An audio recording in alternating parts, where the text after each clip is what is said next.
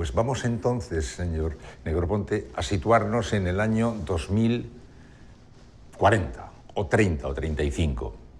Dígame, ¿qué es lo previsible hoy de lo que puede encontrarse el ser humano en el año 2035, 2040? Mis proyecciones son en una categoría porque no se trata de que los ordenadores se hagan más pequeños o que la transmisión sea más rápida. Es un nuevo campo. Es el campo de la biotecnología y el campo de la genética. Y lo que resulta interesante sobre ese campo y lo que lo separa a 30 años del pasado es que en 30 años no habrá diferencia entre el mundo natural y el mundo artificial. La ingeniería y la ciencia serán lo mismo. La naturaleza y lo que hacemos serán la misma cosa. Y esa es una diferencia enorme. Está empezando ahora. Es un cambio muy grande. Y eso ocurrirá en 30 años. No se tratará de ordenadores, comunicación, cosas digitales. Se puede pensar en un mundo sin enfermedades, en un mundo que no tiene incapacidades.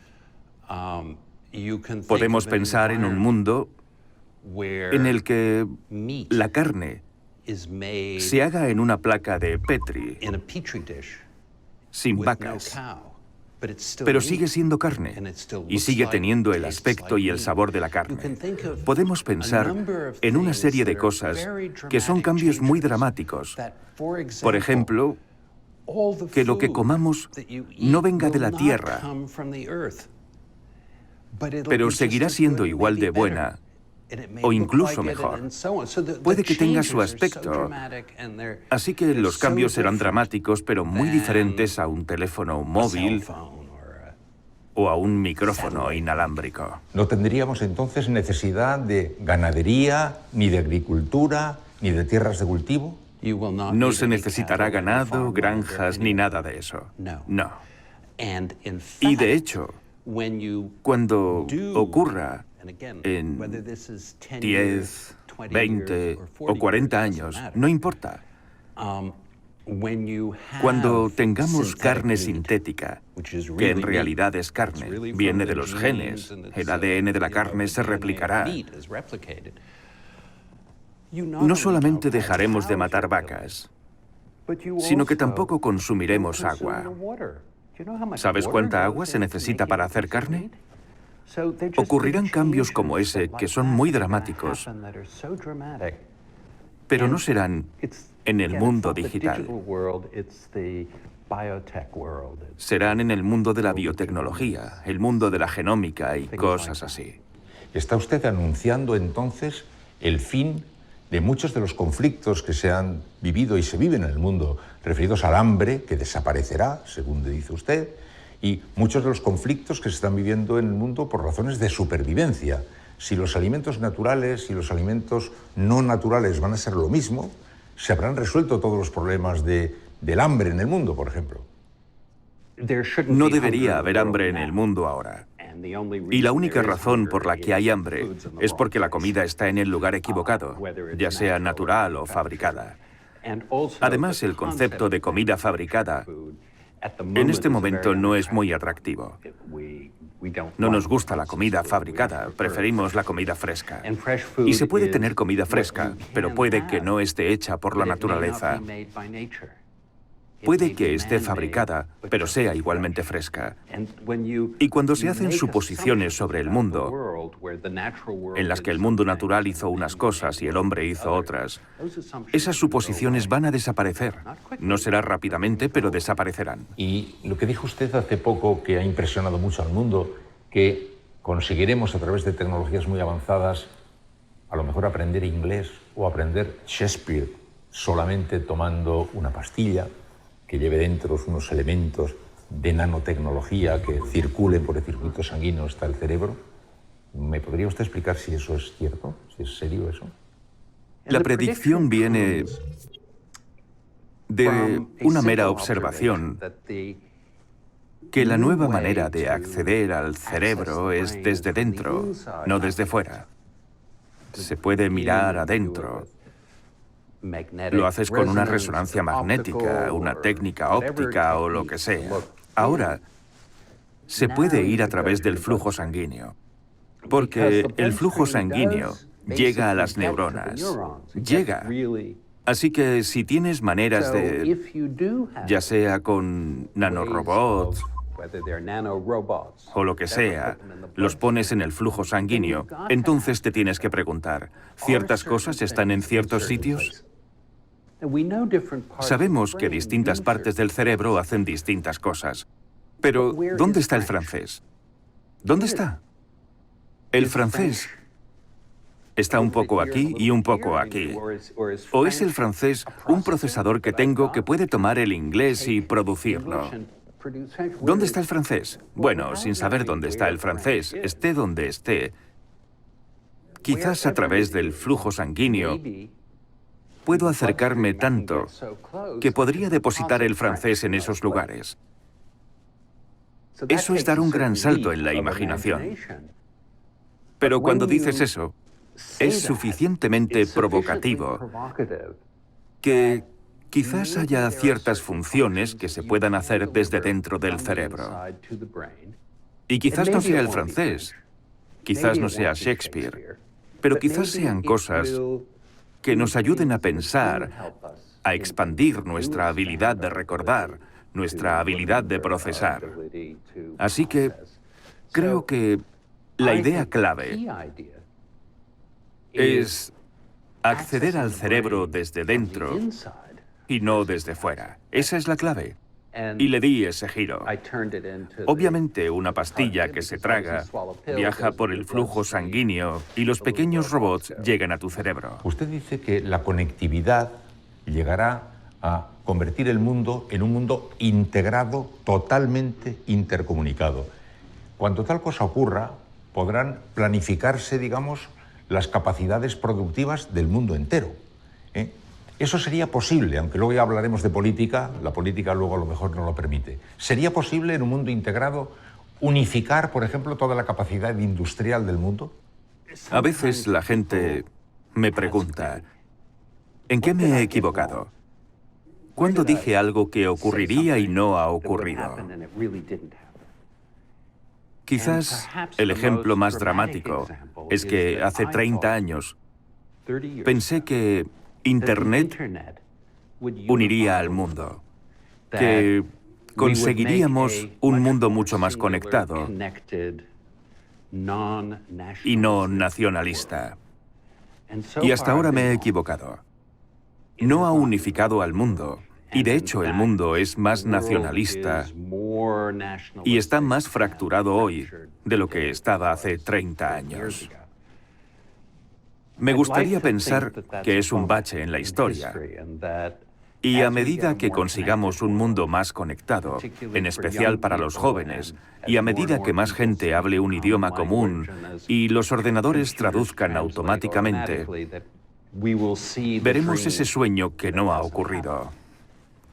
Pero una de las cosas que tiene que cambiar es que la conectividad no debería ser un producto comercial, debería ser un derecho humano.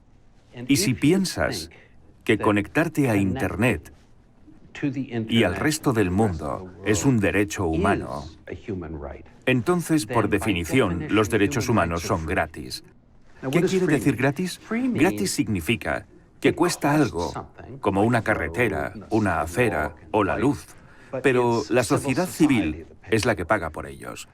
Así que decimos rápidamente, vale, esto es responsabilidad de la sociedad civil. Y cuando piensas en las carreteras y en las farolas que todo el mundo utiliza, o en las aceras, no es que las paguen los ricos y los pobres no lo hagan, sino que los ricos pagan mayores impuestos. Es un bien común el tener un sistema económico y un sistema de sociedad civil que pague por ello. Las telecomunicaciones, por alguna razón, y razones que entiendo son históricas, siempre ha sido un servicio por el que se paga. Y aunque el coste de este servicio caiga, y haya caído muchísimo, hay una gran diferencia entre bajo coste y no coste. Es como la educación. La educación es algo que todos creemos que debería estar disponible a todo el mundo. Y es parte de la responsabilidad de una sociedad cívica. Cuando las telecomunicaciones entren dentro de esa categoría y todo el mundo esté conectado como un derecho humano de estar conectado, entonces veremos ese tipo de unidad que nos falta hoy. Entonces, señor Negroponte, ¿cree usted que los avances técnicos van a empujar al mundo hacia la gobernación global? Porque todo lo que usted dice ahora está imposibilitado por la política, las nacionalidades, etc. Usted nos anuncia que eso irá resolviéndose y que llegaremos a un mundo gobernado de manera global como consecuencia de la conectividad global. Ojalá la respuesta fuera que sí. Y quizás con el tiempo pasará. Pero hay un problema estructural. Es estructural en cuanto a que los países, el concepto de país, es un concepto muy extraño. Tenemos alrededor de 200, un poco menos de 200 países. El más pequeño tiene 1000 personas. Y el más grande tiene 1.400 millones de personas y están en la misma clase.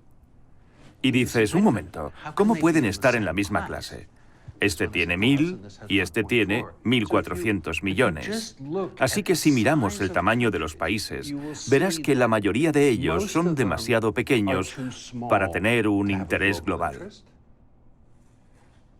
Los que son grandes no son lo suficientemente grandes para tener un interés global.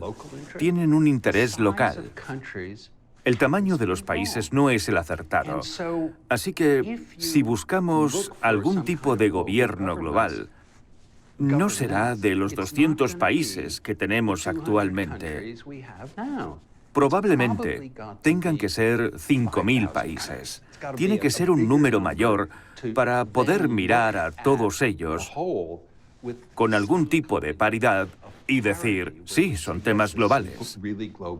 Y hay un gobierno global por el que quizás votemos. Quizás haya una democracia global.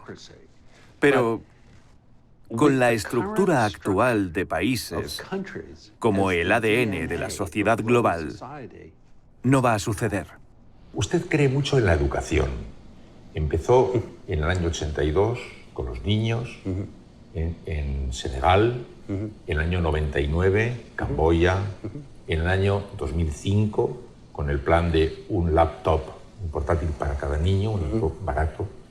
Sueñe usted con ese mundo en el cual ya todos los seres humanos de la Tierra ya han adquirido el acceso a la educación compartida. ¿Qué le pasa al mundo?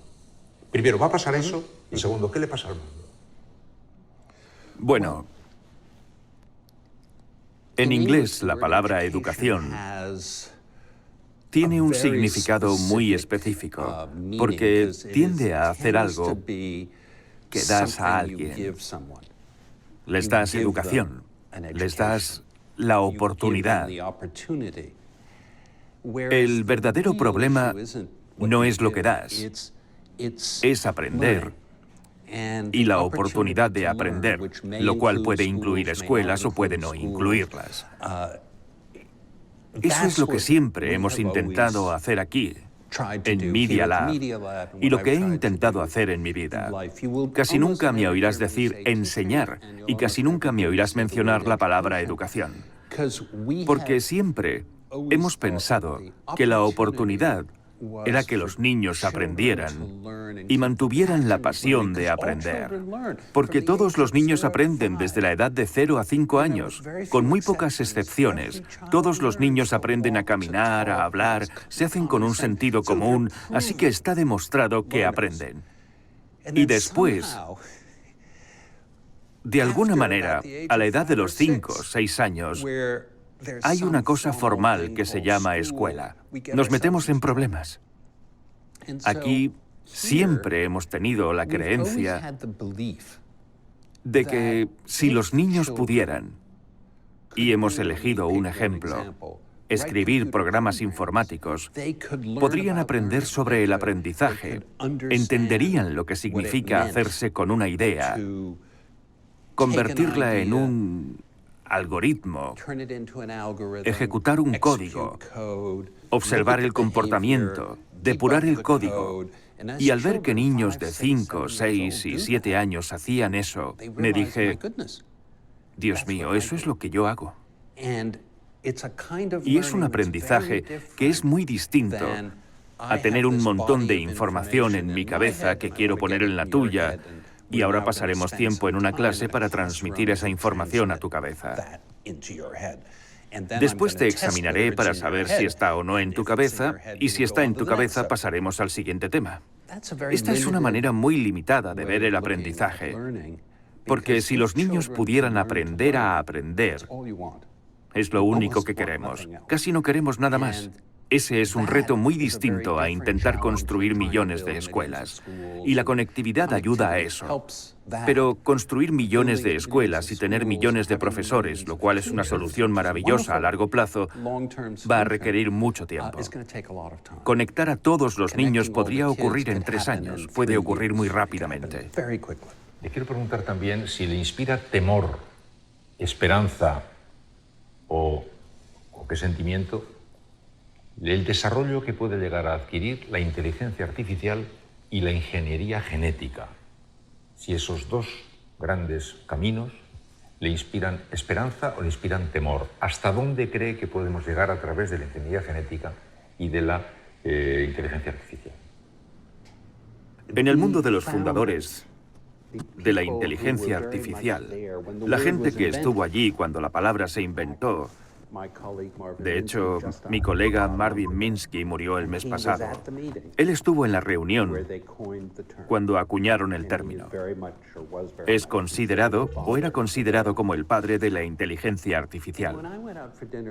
Cuando salía a cenar con Marvin Minsky y sus colegas en los años 60 y en los 70, nuestras conversaciones sobre la inteligencia artificial eran sobre temas como el humor. ¿Una máquina puede distinguir un chiste?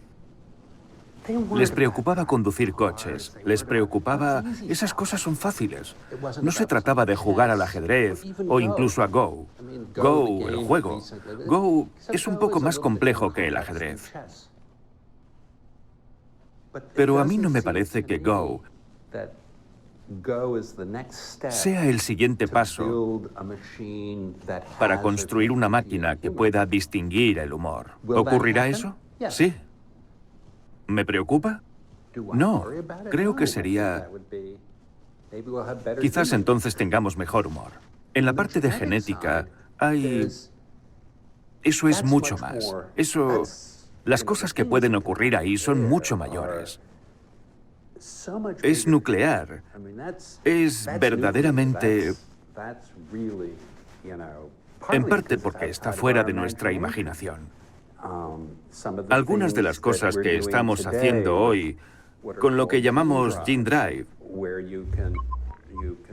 una técnica con la que se pueden alterar los genes, incluyendo la máquina que hace los genes para que el resultado lo tenga también, es un fenómeno increíble. Y la gente lo está utilizando en la agricultura, con los insectos y con los humanos. Para mí eso es un área más importante que ampliar la inteligencia artificial. Estamos marcando en este programa un deadline en 25 años, aproximadamente, ¿no?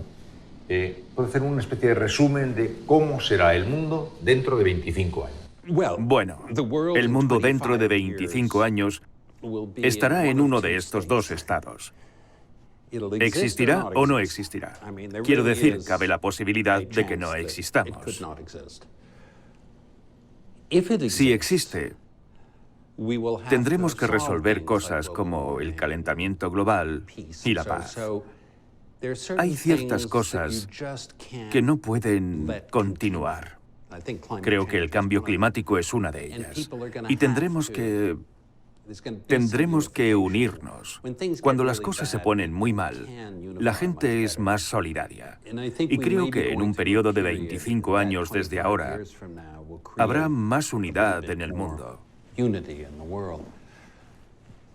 Las tecnologías son simples. Los coches no tendrán conductores. Cosas así no resultan interesantes de predecir porque es algo seguro.